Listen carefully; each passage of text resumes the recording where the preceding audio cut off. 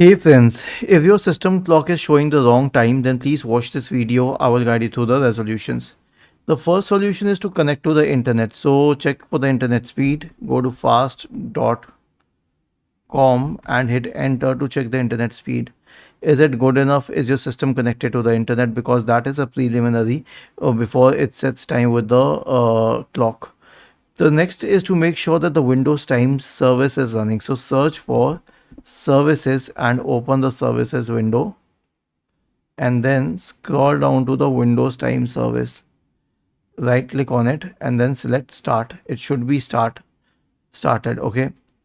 The next solution is to sync the time. So right click on the start button, select settings on the menu, go to the time and language tab, select date and time, then turn the switch on for turn time zone, set time zone automatically and set time automatically, and then click on sync now.